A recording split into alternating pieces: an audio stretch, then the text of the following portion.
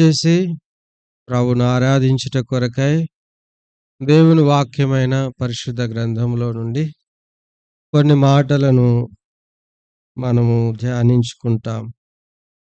ఎఫెసీ పత్రిక 5వ అధ్యాయం 10వ వచనం అందరము కలిసి చదువుకుంటాం. ఎఫెసీ పత్రిక 5వ అధ్యాయము 10వ వచనం అందరము కలిసి చదువుకుంటాం. కనుక ప్రభువుకేది ప్రీతికరమైనదో దాన్ని పరీక్షించుచు వెలుగు సంబంధుల వలె నడుచుకొనుడి. ప్రభు సహాయం కొరకు ప్రార్థన చేసుకుంటాం. ప్రేమగల ప్రియమైన పరలోకపు తండ్రి, మా దేవా, మా ప్రభువా, మా రక్షకుడా, మా విమోచకుడా, మా నీతి, మాకు పరిశుద్ధత అయిన ప్రభువా, మీకు స్తుతులు చెల్లిస్తున్నాం. చక్కటి కీర్తనల చేత మిమ్మను ఆరాధించుటకు చూపిన కృపకై స్తోత్రాలు. అలాగుననే ప్రభువా, వాక్యము ద్వారా మిమ్మను ఆరాధించుట కొరకు మీ దాసుని పూర్తిగా శిలువ చాటున మరుగు చేయం. బలహీనుడు, ఎన్నిక లేనివాడు, అద్దుబాట్లు కలిగినవాడు, మీ కృప చేత కప్పుమని, మాట్లాడుమని, బలపరచుమని, సహాయం చేయమని అడుగుతూ వందనాలు చెల్లిస్తూ యేసు ప్రభు నామమున రాగలిగిన బిడ్డలను బట్టి స్తోత్రాలు. రావాల్సిన వారిని త్వరపెట్టి నడిపించుము, దయచూపమని ప్రార్థించి స్తుతించి వేడుకొంచున్నాం తండ్రి. ఆమేన్.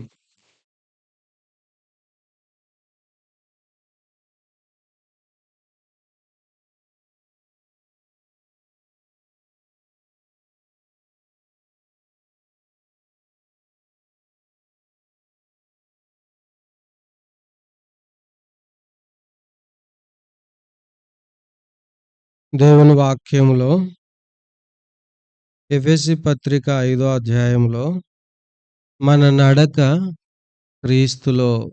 క్రీస్తునందు ఉండాలి అనే మాట జ్ఞాపకం చేస్తుంది. ఇక్కడ అది రావట్లేదా? ఇది పెంచావు, అది తగ్గించావు. ఇది ఆఫ్ చేయి. హలో పెట్టు. ప్రైజ్ ది లార్డ్ పెట్టు. హలో వస్తుందన్నా? ఇప్పుడు ఇది పెట్టు కొంచెం. Praise the lord.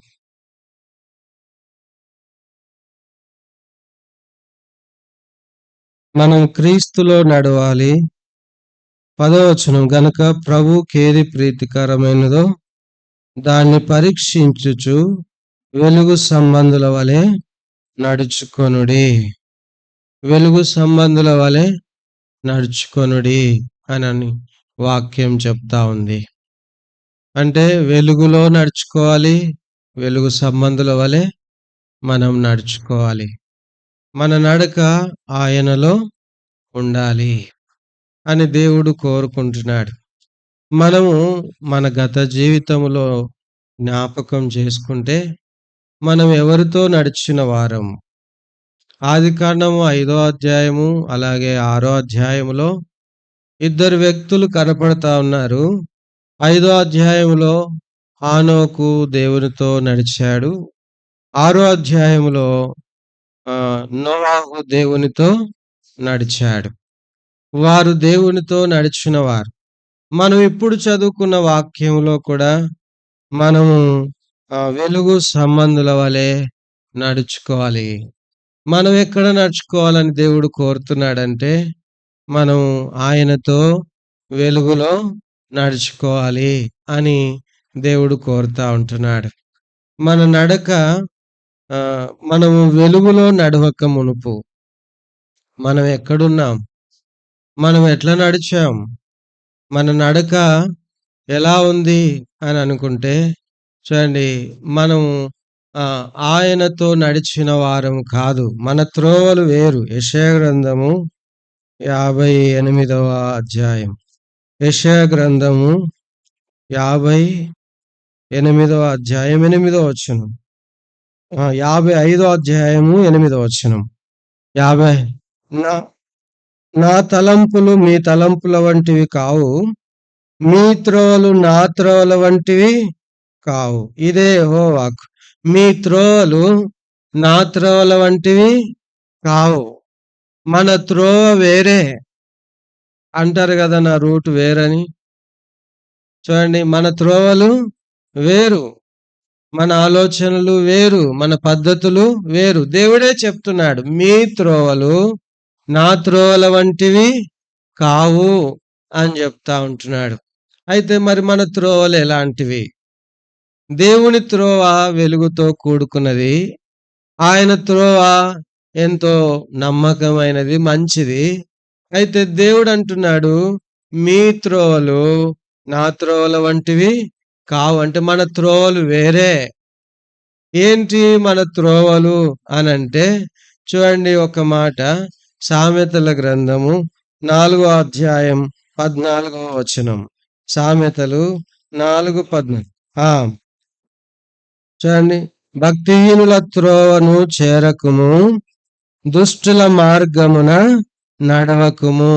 చూడండి, భక్తిహీనుల త్రోవ మన త్రోవ, తర్వాత దుష్టుల మార్గము మన మార్గము. అంటే దేవుని త్రోవ వేరు, మన త్రోవ వేరు. మనం ఎక్కడుంటిమి అనంటే, మన త్రోవ ఏ అనుమానం లేదు, నిశ్చయముగా దుష్టుల మార్గమే, నిశ్చయముగా భక్తిహీనుల మార్గమే.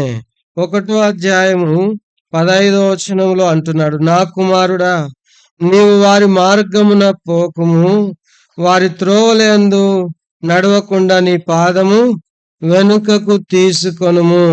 నా కుమారుడా, నువ్వు వారి త్రోవలందు పోకుము, నడవకుము అని అంటున్నాడు.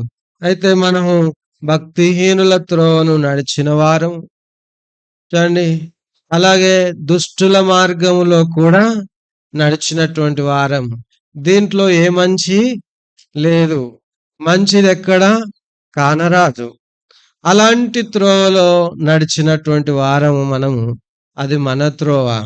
తర్వాత దేవుని వాక్యములో మనం చూసుకుంటే, చూడండి, యెషయా గ్రంథం 8వ అధ్యాయం 11వ వచనం. యెషయా గ్రంథము 8వ అధ్యాయం 11వ వచనం. అనేకులు ఈ జనుల మార్గమున నడవకూడదని యెహోవా బహుబలముగా నాతో చెప్పి ఉన్నాడు. నన్ను గద్దించి ఈ మాట సెలవిచ్చును, ఈ జనుల మార్గమున నడవకుము. మనం ఎక్కడ నడుచుకున్న వారం అంటే, ఈ జనుల మార్గమున నడుచుకున్న వారం. జనులు ఏం చెప్తారో తెలుసా మనకు? ఇట్లా త్రోవ చక్కగా ఉంటే, అరే నువ్వు పొద్దున్న లేవగా నీ త్రోవ నడవద్దురా, ఇంకో త్రోవ ఇరుకైనా గాని ఆ త్రోవ గుండి రావాలిరా అని చెప్తా ఉంటారు. తర్వాత నువ్వు ఇది చేయాలి, నువ్వు అది చేయాలి. ఆచారాలు, పట్టింపులు, చూడండి, ఎన్నో రకరకాలైన పరిస్థితి. ఎందుకు అలా చేయాలో ఎవరికి తెలియదు, ఎందుకు పాటించాలో ఎవరికి తెలియదు.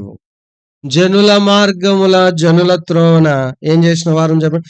ఈ జనుల మార్గమున నడవకూడదని దేవుడు ఏం చేసినాడంట? ఈ జనుల మార్గమున అంటే అనేకమైనటువంటి ఆచారాలు, ఇది చేయొద్దు, అది చేయొద్దు, ఎన్ని చెప్తారండి. వాటన్నిటి ప్రకారం మనం ఏం చేయొద్దు అంటున్నాడండి దేవుడు? ఖచ్చితంగా చెప్పినాడంట, బలంగా చెప్పినాడంట, వాటి మార్గంలో మనము నడవద్దు అని. అయితే మనం ఏం చేసిన వారం చెప్పండి? మనం ఈ జనుల మార్గంలో నడిచినటువంటి వారం. ప్రభువుని నమ్ముకున్న తర్వాత ఎన్నో ఆచారాలు ప్రభువుని నమ్మక ముందు నా జీవితంలో ఉండే. పెద్దోళ్ళు ఎట్లా చెప్తే అట్లా నడుచుకోవాలి, ఇట్లా చేయాలి, ఈ చేత్తో పట్టుకోవాలండి, ఈ చేత్తో పట్టుకోవాలండి, ఈ చేత్తో వెనక్కి తిరిగి చూడొద్దంటే తిరగకుండా ఎన్ని చేశామో అవన్నీ ఈ జనుల మార్గములో నడిచిన వాడను మనందరం కూడా. అయితే దేవుడు ఏమంటున్నాడంటే, ఈ జనుల మార్గమున నువ్వేం చేయొద్దంట, నడవకూడదని యెహోవా బహుబలముగా నాతో చెప్పి నన్ను గద్దించి మాట. దేవుడు ఏం చేస్తాడంటే చెప్పండి? గద్దించి ఈ మాట సెలవిచ్చాడు. గద్దింపు ఏమో మనకి ఏముండదు చెప్పండి. ఎప్పుడు మనకు ప్రేమనే గావాలి. ప్రేమించేదే గావాలి. ఎప్పుడు తియ్యగా మాట్లాడేదే గావాలి. ఏ ఒక్కరు మనల్ని గద్దించగానే మన మొఖం ఎటుపోయిద్దో, మన ఆలోచనలు ఎటుపోతాయో, మన పద్ధతులు ఎటుపోతాయో. చూడండి, దేవుడు తన పిల్లలకి ఏమని చెప్పినాడంట అండి? ఏమని చెప్పినాడంట? గద్దించి చెప్పినాడంట. ఈ జనుల మార్గమున నడవకూడదు అనంటే, ఆచారాలతో కూడుకున్నటువంటి మార్గము మన త్రోవలో మనం నడిచినటువంటి వారం. దుష్ట మార్గమున, భక్తిహీనుల మార్గమున, ఆచారాలతో కూడిన మార్గమున నడిచిన వారం. యెషయా గ్రంథం 53 అధ్యాయం 6 వచనం. యెషయా గ్రంథము 53 అధ్యాయం. మనమందరము గొర్రెల వలె త్రోవ తప్పిపోతిమి. మనలో ప్రతి వాడును తనకిష్టమైన త్రోవకు తొలిగెను. యెహోవా మనందరి దోషం అతని మీద. మనలో ప్రతివాడు తనకిష్టమైన త్రోవకు తొలిగెను. మనం ఎవరమంటే మనకిష్టమైన త్రోవకు వెళ్ళిన ఏంటంట? నా ఇష్టం, నేను అలాగే పోతా. నన్నెవరు అనేది?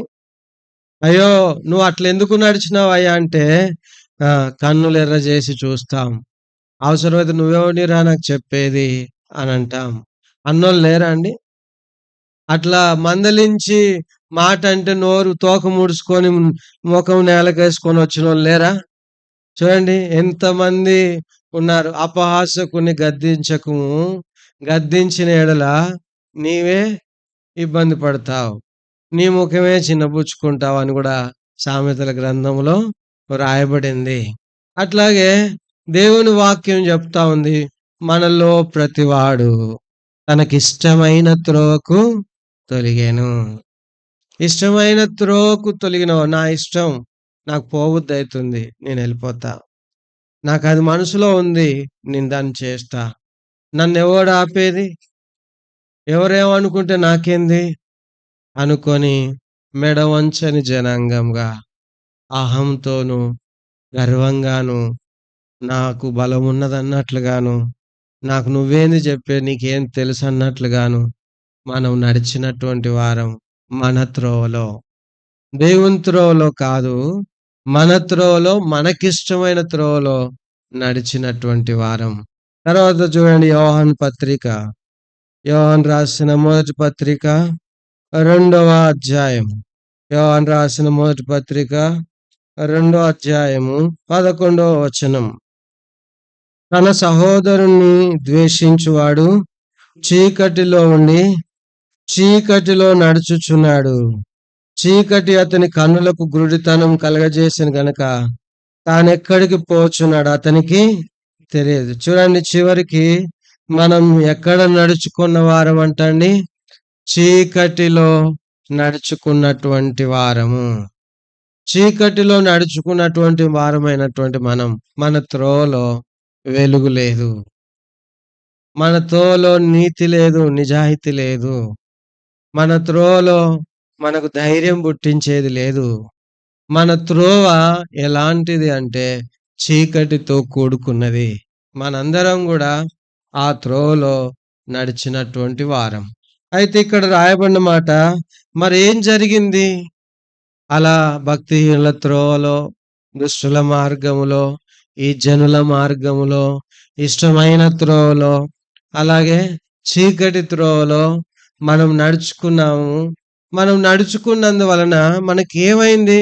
అట్లా నడుచుకుంటే ఏందంట అని మనం ఆలోచిస్తే, చూడండి, ఇక్కడే రాయబడిన మాట 11వ వచనంలో, చీకటి అతని కన్నులకు గ్రుడ్డితనం కలగజేసాను గనక తానెక్కడికి పోచున్నాడో అతనికి తెలియదు. జీవితంలో ఎందుకు పుట్టాడో, ఎందుకు పెరిగాడో, పెద్దవాడయ్యాడో, చూడండి, ఏ ఉద్దేశం చేత దేవుడు పుట్టింప చేశాడో అవన్నీ ఎరగకనే చీకటిలో ఉన్నట్లుగా, గ్రహింపు లేకుండా, ఆలోచన లేకుండా అందరూ బ్రతుకుతున్నారు, నేను బ్రతుకుతున్నాను.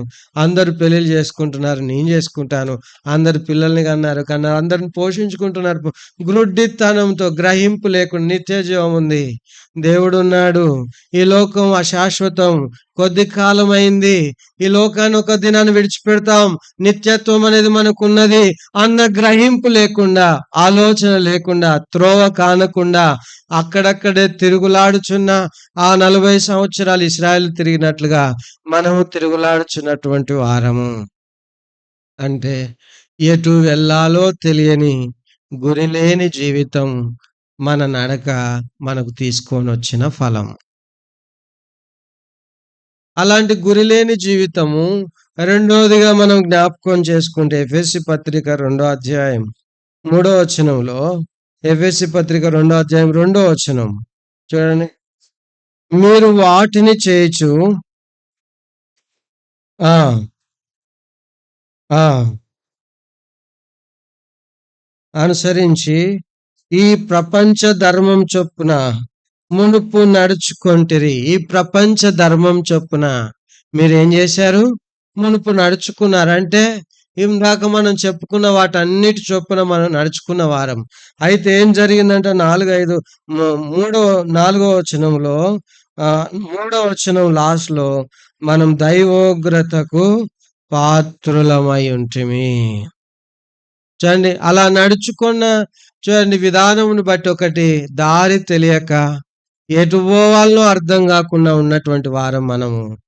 తర్వాత మనం అలా నడుచుకున్న కారణాన్ని బట్టి భయంకరమైన స్థితి ఏంటంటే దైవోగ్రత, దేవుని ఉగ్రతకు మనము పాత్రులము. అయితే ఇలాంటి పరిస్థితిలో ఉన్న మన యెడల దేవుడు జాలిపడినాడు. దేవుడు ఏం చేసినాడండి? జాలిపడినాడు. ఆ దేవుడు జాలిపడేటప్పటికి మనం ఎలా ఉన్నామంటే, మంచి సమరయుడు వచ్చేసరికి ఆ వ్యక్తి ఎలా ఉన్నాడండి? దోచుకొనబడి, కొట్టబడి, కొర ప్రాణము చేత పడిపోయి అక్కడే ఉన్నాడు. యాజకుడు వచ్చి పక్కగానే పోయాడు, లేవీయుడు వచ్చి పక్కగానే పోయినాడు. సమరయుడు వచ్చి ఏం చేసినాడండి? ఆ గాడిద మీద నుండి దిగి ద్రాక్షారసమును పోసి, నూనెను పోసి, గాయములను కట్టి తన గాడిద మీద ఎక్కించుకొని పూటకుల్లవాని ఇంటికి చేర్చి, అక్కడ రాయబడిన మాట జాలిపడి అనే మాట. అక్కడ ఏం మాట రాయబడిందండి? లూకా సువార్త ఎన్నో అధ్యాయం? 10వ అధ్యాయమా? 34వ వచనం చూడండి. లూకా సువార్త. అతనిని చూచి అతని మీద జాలిపడి, చూడండి, అతని మీద జాలిపడి అనే మాట. ఏ సమయంలో, ఏ పరిస్థితిలో ఉండగా జాలిపడినాడండి? ఏ పరిస్థితిలో ఉండగా జాలిపడినాడు చెప్పండి?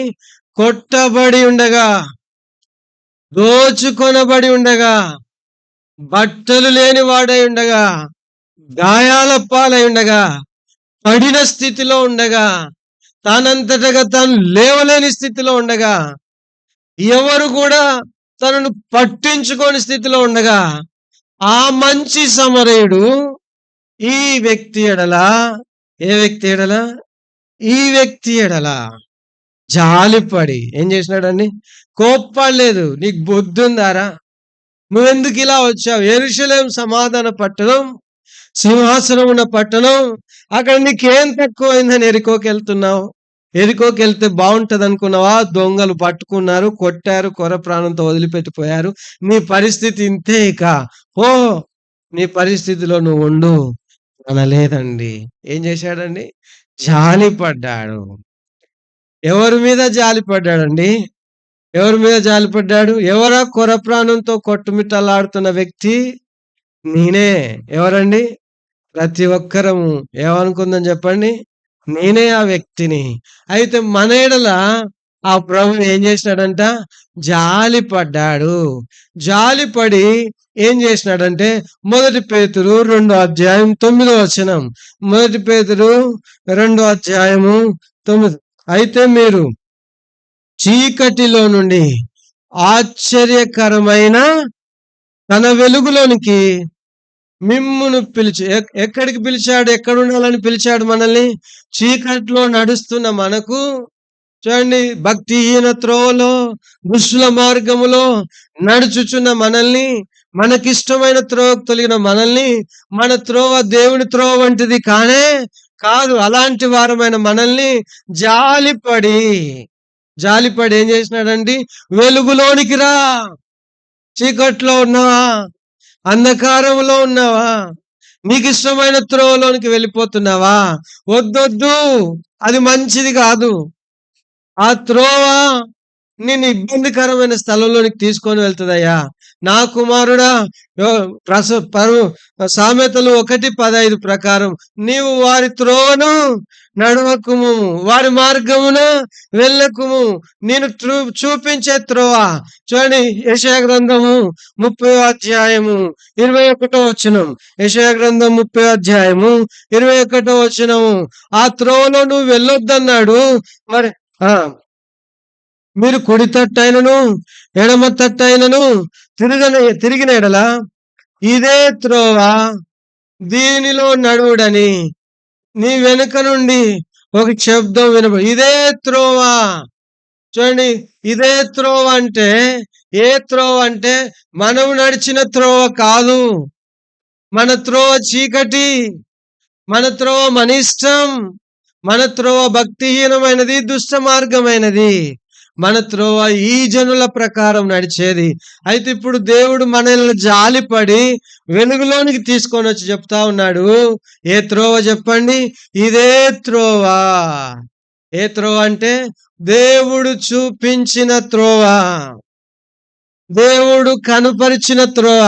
ఎవరా త్రోవ? యోహాను సువార్త 14:6లో. యోహాను సువార్త 14:6లో ఏమంటున్నాడు చెప్పండి బ్రదర్స్, చెప్పండి, నోటికి చెప్పండి. నేనే మార్గమును, నేనే సత్యమును. అంటే ఎవరు త్రోవ ఇప్పుడు? అంటే కాపీ కొట్టినారా, నిజంగానే చెప్పారా? అంటే బ్రదర్సే ఫాస్ట్ ఉన్నారా? సంతోషం. లేదు, మేమెందుకు ఫాస్ట్ లేవంటారు సిస్టర్స్. సంతోషం, అందరూ ఫాస్టే ఉన్నారు. ఇప్పుడు త్రోవ ఎవరు చెప్పండి? ఏ త్రోవ చూపించారు? ఏ త్రోవ చూపించాడు? యేసుక్రీస్తు ప్రభువారు శిలువలో వేలాడుతూ ఆయన మన కొరకు చేసిన నూతన మార్గం, ప్రతిష్ఠించిన మార్గం, జీవంతో కూడిన మార్గం ఆయన చూపించాడు. ఇప్పుడు అంటున్నాడు, ఇదే త్రోవ, ఈ త్రోవలో నడుచుకొనుము. ఆ త్రోవలో హానోకు 66 సంవత్సరాలకు వచ్చాడు, 65 సంవత్సరాలకు వచ్చాడు. చూడండి, 5వ అధ్యాయం ఎన్నో వచనం? ఆదికాండము 5వ అధ్యాయము 21వ వచనం. హానోకు 65 ఏండ్లు బ్రతికి మెతూషేలను కనెను. హానోకు మెతూషేలను కనిన తర్వాత 300 ఏండ్లు దేవునితో నడుచుచు కుమారులను కుమార్తెలను కనెను. అంటే హానోకు ఇప్పుడు ఎవరితో నడవటానికి ఇష్టపడినాడండి? దేవునితో నడవటానికి ఇష్టపడినాడు. ఎన్ని సంవత్సరాల తర్వాత? 65 సంవత్సరాల తర్వాత. ఎన్ని సంవత్సరాలు నడిచాడు? 300 ఏండ్లు ఎవరితో నడిచాడు? దేవునితో నడిచాడు. 300 ఏండ్లు ఎలా సాధ్యమైందయ్యా? దేవునితో నడవటానికి నీకు ఎలా సాధ్యమైంది? 300 ఏండ్లు అంటే సామాన్యమైన సంగత? చూడండి, ఈ కొన్ని ఏండ్లకే ఆత్మీయ నడక నడవటం సతమతం అయిపోతున్నాం. ఎట్లుంది చెప్పండి? ఈ దేవుని మార్గం నడవటానికి ఎన్ని ఆటంకాలు, మనకు ఎన్ని అభ్యంతరాలు. ఇందాక పాట పాడుకుంటూ వచ్చాం కదా, అభ్యంతరములు ఎన్నెన్నో ఉండును. ఎన్నేళ్ళు అవుతుంది మన నడక ప్రారంభించి ప్రభుతో? అసలు ప్రారంభించలేదా? ఇంకా ప్రారంభించాలని అనుకుంటున్నారా? నేనేం నడుస్తలే ఆయనతో అనుకుంటున్నారా? చూడండి, మనం నడక ఆయనతో ప్రారంభించాం. మన త్రోవలు వేరైతే వేరైన త్రోవలను కొట్టివేసి వాటన్నిటి నుండి మనల్ని విడిపించి ఇప్పుడు ఎక్కడ తీసుకొచ్చాడు మనల్ని? దేవుని త్రోవ. ఇదే త్రోవ అన్నది ఎవరి త్రోవ? అది దేవుని త్రోవ. ఆ త్రోవలోనికి మనల్ని తీసుకొని వచ్చాడు. ఆ త్రోవలోనికి తీసుకురావడానికి ఆయన శ్రమ పడాల్సి వచ్చింది, ఆయన కొట్టబడాల్సి వచ్చింది, ఆయన హింసించబడాల్సి వచ్చింది. ఆయన అంతగా శ్రమ పెట్టబడి, కొట్టబడి మనల్ని త్రోవలోనికి తీసుకొనొచ్చాడు. అయితే ఆయన త్రోవలో మనం నడుచుకోవడానికి మనకు చాలా కష్టం. మనకు చాలా ఇబ్బందులు. అయితే మనకంటే ముందున్న భక్తుడు హానోకు. ఆయన ఎన్ని వందల ఏళ్ళు నడిచాడండి? 300 ఏండ్లు దేవునితో నడిచాడు. ఎంత సవాలుతో కూడుకున్న జీవితం అండి. ఎంత ప్రతిష్టతతో కూడుకున్న జీవితం. 300 ఏండ్లు నువ్వెలా నడిచావు అనంటే, ఇదే అంటాడు యెషయా 30 అధ్యాయం 21 వచనంలో. ప్రతిసారి నాకు ఈ స్వరం వినబడిందయ్యా. ఏమంటాడు చెప్పండి? నాకు ప్రతిసారి ఏ స్వరం అది?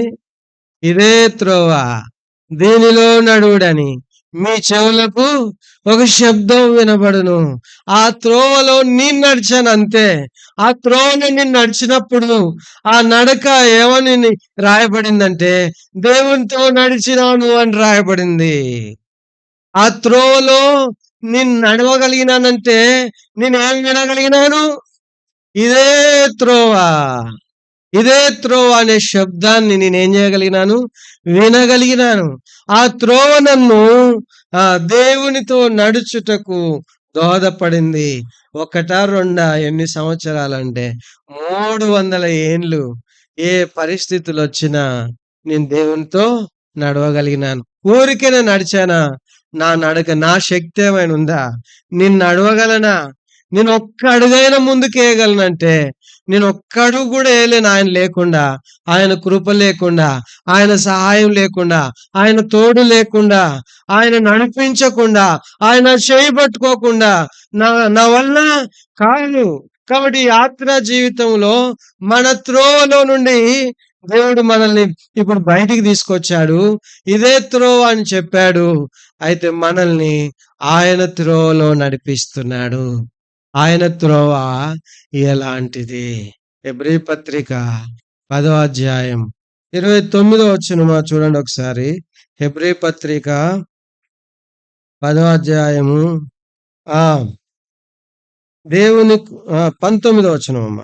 19వ వచనం. సహోదరులారా, యేసు మన కొరకు ప్రతిష్ఠించిన చూడండి ఎవరంట అండి? ఎవరు ప్రతిష్ఠించారంట?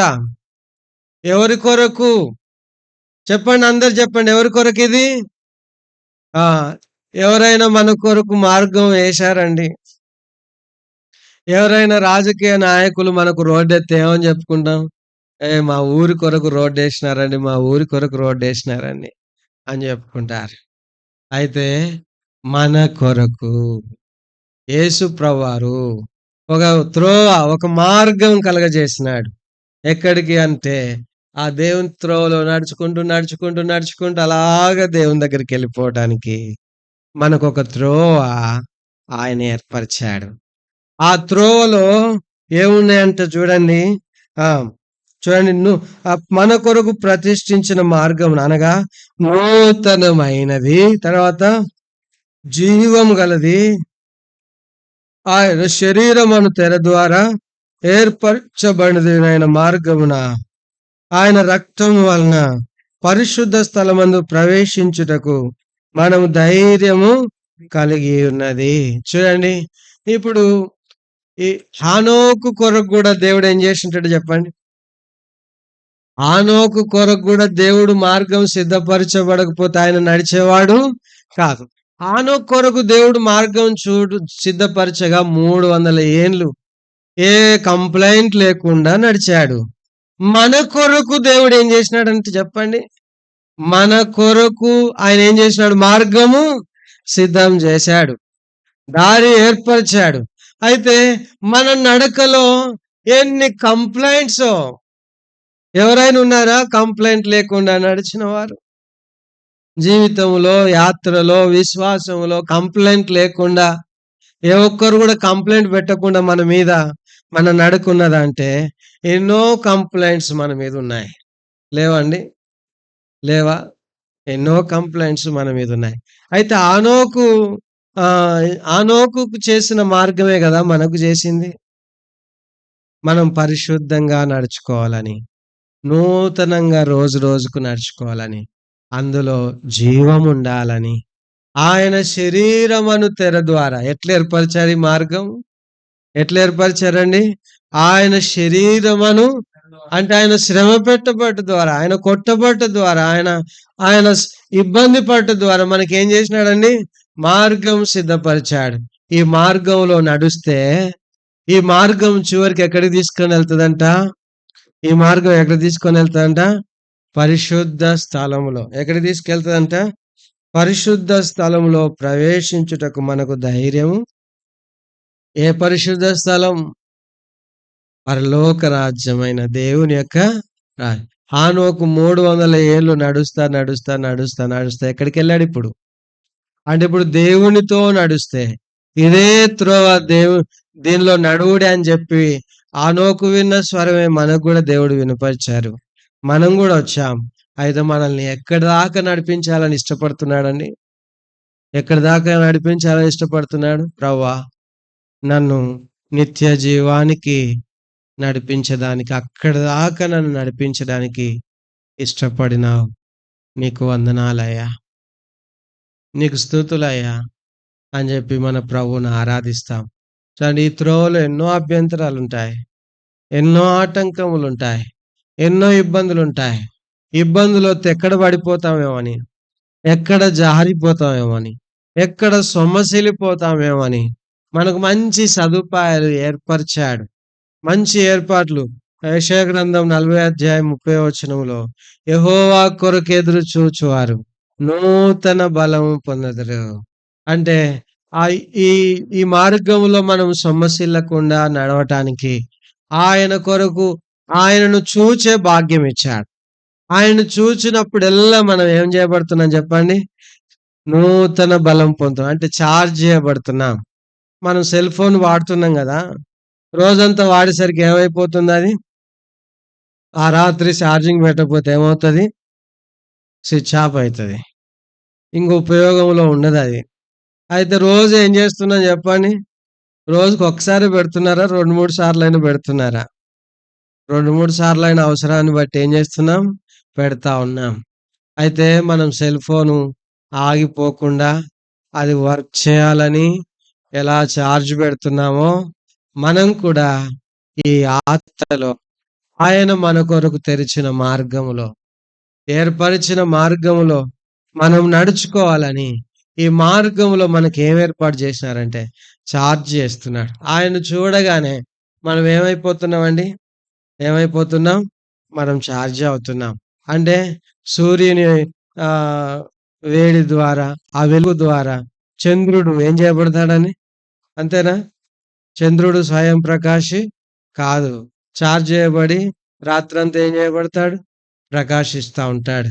అలాగే నీతి సూర్యుడు అయినటువంటి ఆయన మనకు. మలాకి 4:2 చదవండి ఆ మాట. మలాకి గ్రంథము 4:2 చదవండి త్వరగా. మలాకి అయితే నా నామమందు భయభక్తులు గలవారగు మీకు నీతి సూర్యుడు మీకు ఉదయించును, అతని రెక్కలు ఆరోగ్యం కలగజేయును గనుక మీరు బయలుదేరి క్రొవ్విన దూడ గంతులు వేయినట్లు గంతులు వేయుదురు. ఈ యాత్రలో మనం నడవలేం, మన వల్ల కాదు. అయితే ప్రతిసారి చూడండి, దేవుడు తన దగ్గరకు వచ్చేవాడంట ఆనోకు దగ్గరికి. ఆనోకు దేవునితో చేయబట్టుకొని నడుచుకుంటూ పోయినట్లుగా. అంటే దేవుడు రాకపోతే ఆనోకు దేవునితో నడవటం ఏమై ఉండదండి? కష్టమై ఉండేది. అట్లాగే దేవుడు మనకున్నాడు. ఆయన కొరకు ఎదురు చూచినప్పుడల్లా ఆయన మనల్ని ఛార్జ్ చేయడానికి నీతి సూర్యుడుగా ఉన్నాడు. ఆ నీతి సూర్యుడైన యేసు ప్రభు వారి యొక్క రెక్కలు మనకు ఆరోగ్యాన్ని మన అలసట తీసేస్తుంది, మన బలహీనతలో స్వస్థత చేకూరుస్తుంది, మనకు శక్తినిస్తుంది. మనం క్రొవ్విన దూడ గంతులు వేసినట్లుగా. అంటే ఏదో నిదానంగా ఎక్కడో నడిచినట్లుగా కాకుండా ఒక్కొక్కరు నడిస్తే ఏమని ఆలోచిస్తారో తెలుసా? ఈ భూమికి ఎక్కడ గాయం అవుతుందో. నడుస్తే ఏమనుకుంటారు చెప్పండి? భూమికి ఎక్కడ గాయం అవుతుందో. అందుకనే అడుగులో అడుగు నిదానంగా ఇట్లా వేసుకుంటూ పోతున్నా నాలాగా. నేను నడుత్తా అంటే ఎలా ఉంటది చెప్పండి? చిన్నగా నడుత్తా ఉంటా గదా! ఆ! చూడండి, ఇంతకుముందు నా నడక వేరు. అసలు ఎంత ఉరికినట్లుగానే ఉండేది నా నడక. పరిగెత్తినట్లుగానే, ఉరికినట్టంటే మళ్ళీ మీకు అర్థమవుతదో తెలంగాణ భాష అది. పరిగెత్తినట్లుగా ఉండేది నా నడక. అంత స్పీడ్‌గా అలా వెళ్తా ఉండేవాడిని. అయితే ఇప్పుడు చిన్నగా నడుస్తా ఉన్నాం. అయితే అంటా ఉంటారు, భూమికి ఎక్కడ దెబ్బ తాకుతదో, అంటే భూమికి ఎక్కడ గాయమైతదో అని జెప్పి చిన్నగా నడుస్తున్నారు. ఒక్కొక్కళ్ళు నడుస్తా ఉంటే ఎట్లుంటదో చెప్పండి? ధన, ధన, ధన, ధన భూమికి ఏమైనా అంటే చూడండి, కొవ్విన దూడ గంతులు వేసినట్లుగా యాత్ర జీవితంలో మనం ముందుకు వెళ్ళటానికి ఆయన మనకి ఏర్పాట్లు చేస్తూ వచ్చాడు. ఆయన మనల్ని బలపరుస్తూ వచ్చారు. 84వ కీర్తన 5వ వచనంలో గూడా ఒక మాటుంది చూడండి. 84వ కీర్తన 5వ వచనం. నీ వలన బలమునొందు మనుషులు ధన్యులు.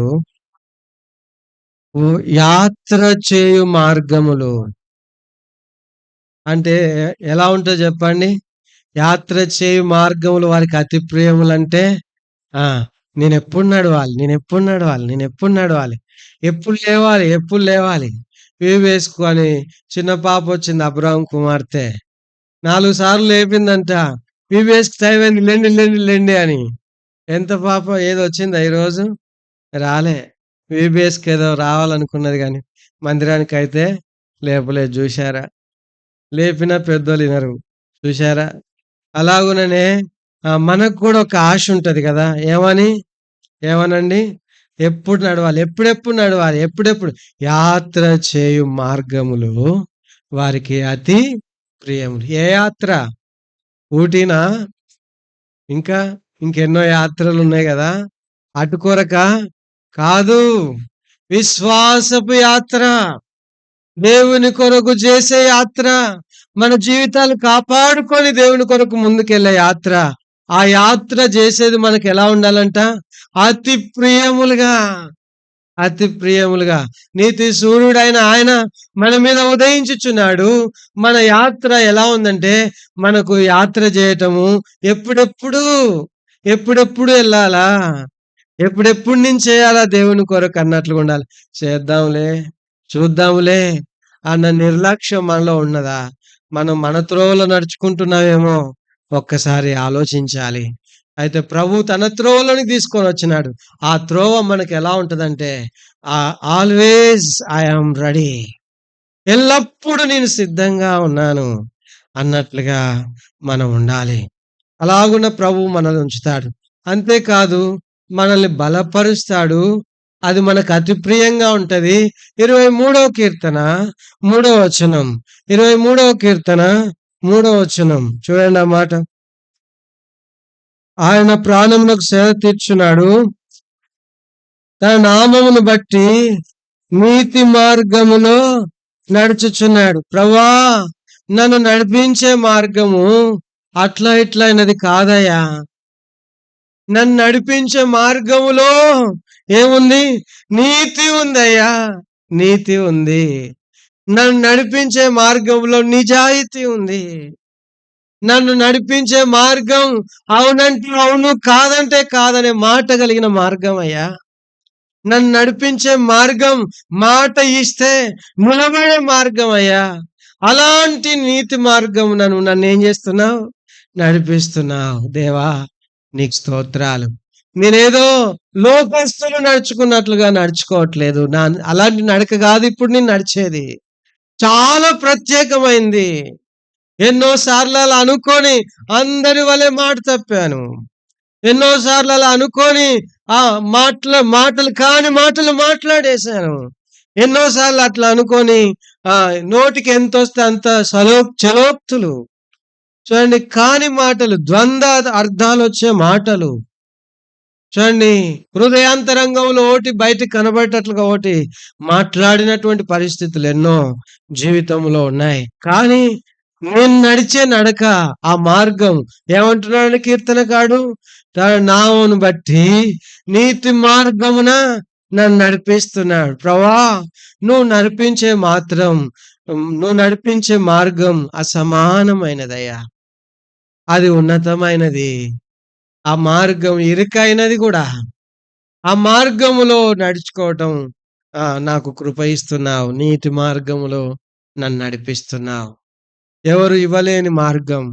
ఎన్నో మార్గాలున్నాయి లోకంలో. ఎక్కడైనా చూడండి నీతి మార్గం ఉందా? నీతి మార్గం ఉందా? అంటే లేదు. మన ప్రభువు మన కొరకు ఏర్పరిచిన మార్గం నీతి మార్గం. మరో మాట 5వ వచనం, 4వ వచనం చూడండి. గాఢాంధకారపు లోయలో నేను సంచరించినను ఏ అపాయమునకు భయపడను. నేను సంచరించినను అంటే అది మార్గమా ఏంటండి? అది త్రోవనే గదా! గాఢ ఏ త్రోవ అంటే చెప్పండి? గాఢాంధకారపు లోయలో నేను సంచరించినను ఏ అపాయమునకు నేను భయపడను. నీ దుడ్డు కర్ర దండం నన్ను ఆదరించును. చూడండి, మనం సంచరించాల్సిన త్రోవలు ఎలాంటివి చెప్పండి? గాఢాంధకారము కమ్ముకొని ఉంది. మరణము, అపాయముల అంచులు మనల్ని కమ్ముకొని ఉన్నాయి. అయితే అలాంటి త్రోవలో మనము సంచరించాల్సొస్తది. సంచరిస్తాం. అయినా ఏమంటున్నాడు చెప్పండి? గాఢాంధకారపు లోయలో నేను సంచరించినను ఏ అపాయమునకు నేను భయపడను. ఎందుకయ్యా? గాఢాంధకారపు లోయలంటే కష్టాలు, ఇబ్బందులు, సమస్యలు, ఇరుకులు, అనేక ఒత్తిడులు. ఇవన్నిట్లో నేనేం చేయను? ఏ అపాయమునకు భయపడను. అక్కడ నాకు 2 ఉన్నాయి. దుడ్డు కర్ర, దండము నాకున్నాయి. నాకు నువ్వు నడవమని చెప్పావు. ఇదే త్రోవ అని చెప్పావు. అయ్యా, ఇదే త్రోవ అని చెప్పిన నీవు విడిచిపెట్టావా? మర్చిపోయావా? ఆ త్రోవలో గాఢాంధకారం కలగగా అక్కడే ఉంచావయ్యా. అక్కడే ఉంచావు. దుడ్డు కర్ర ఉంది, దండము ఉంది. అవి నన్ను బలపరుస్తాయి. అవి నన్ను నడిపిస్తాయి. ఇదే త్రోవ, దీనిలో నడవమని చెప్పావు. నేను సొమ్మసిల్లిపోతా ఉంటే అక్కడ నీ వైపు చూసే ఏర్పాటు చేశావు. అక్కడ నన్ను చార్జ్ చేశావు, నన్ను బలపరిచావు. సొమ్మసిల్లిన నాకు బలాన్ని ఇచ్చావు. దేవా, నీకు స్తోత్రాలు. ఇదే త్రోవ అని చెప్పావు. ఈ త్రోవ అసాధారణమైందయ్యా. అసలు నేను ఏమైనా యోగ్యున్నా ఈ త్రోవలో నడవటానికి? ఏ మాత్రం యోగ్యుని కాదు. ఇది నీతి మార్గం అయ్యా. ఇదే మార్గం? నీతి మార్గం. నీతి మార్గమున నన్ను చక్కగా నడిపింపజేస్తున్నావు. అసలు నేను పాత్రునే కాదయ్యా. నా జన్మములో నీతి లేదు, నా క్రియల్లో నీతి లేదు. దుర్నీతి బంధకములతో ఉన్నవాడను. నా క్రియలన్నీ మురికి పేలికలే. నా నీతి క్రియలన్నీ ఎలాంటి చెప్పండి? మురికి ప్రేలికలే. మురికితో ఉన్నటువంటి నాకు, ఏ అర్హత లేని నాకు ఏమిచ్చావు? ప్రభువా, నీతి మార్గమున నడిపించావు. అంతేకాదు, నువ్వు నడవమని చెప్పిన త్రోవ నాకు అతి ప్రియముగా చేయటానికి ఏం చేసినాడంట? ఆ మాట చూడండి. 84వ కీర్తన 5వ వచనం. 84వ కీర్తన 5వ వచనం. నీ వలన బలమునందు మనుషులు ధన్యులు. యాత్ర చేయ మార్గములు వారికి అతి ప్రియం. నీ వలన బలం అంటే ప్రభా, ఒక్కొక్కసారి నిన్ను చూడలేదు, నీ వైపు చూడలేదు. అయినా ఈ యాత్రలో నన్ను ఏం చేసినావు? బలపరిచా. కాబట్టి నేను యాత్రలో ఉన్నాను, నేను మార్గంలో ఉన్నాను. హానోక్ అయితే కంప్లైంట్ ఏం లేకుండా 300 ఇయర్స్ నడిచాడు. ప్రభా, ఈ కొన్ని దినాలకి నా మీద ఎన్ని కంప్లైంట్స్ ఉన్నాయి, ఎన్ని ఆరోపణలు ఉన్నాయి నా మీద, ఎన్ని నిందలున్నాయ్యా. ఇదే త్రోవ, దీనిలో నడవని ఎన్ని సకల ఏర్పాట్లు చేసిన ఇబ్బందులున్నాయి. అయినా నా మీద జాలిపడ్డావు, పర్వాలేదన్నావు, సమకూర్చుకున్నావు, తీసుకొచ్చావు, నీ ఇంట్లో పెట్టావు. నా దేవా, నీకు స్తోత్రాలు. అలసిపోయి సొలసిపోయి అనారోగ్యంలో ఉన్నప్పటికీ కూడా నీతి సూర్యుడిగా ఉన్నావు. ఆరోగ్యం మీ రెక్కల క్రింద ఉంది. ఆరోగ్యం నాకు ఇస్తున్నావు, నీకు వందనాలు. ఈ మాటల ప్రకారం బయట ఎక్కడి చెప్పకండి, శ్రద్ధ ఆరాధన చేయకండి. ఎప్పుడు నన్ను కాపాడినావు, నన్ను భద్రపరిచావు, నన్ను ఇది చేసావు, ఎప్పుడు చెప్పే మాటలు చెప్పు. ఈ రోజు వర్తమానం ఏదైతే విన్నారో దాని ప్రకారమే ఒక నూతనమైన, ఇందాక మన కొరకు ఆయన ఏర్పరిచిన మార్గం ఎలాంటి చెప్పండి? నూతనమైనది, జీవముతో కూడుకున్నది, పరిశుద్ధము అయినది. అలాంటి మార్గం మనకి యేసయ్య ఇచ్చాడు. ఆ మార్గములో మనం నడుచుకొని ప్రభువును స్తుతిద్దాం. లేచి నిలబడి దేవుడి మాటలు దీవించును గాక. లేచి నిలబడి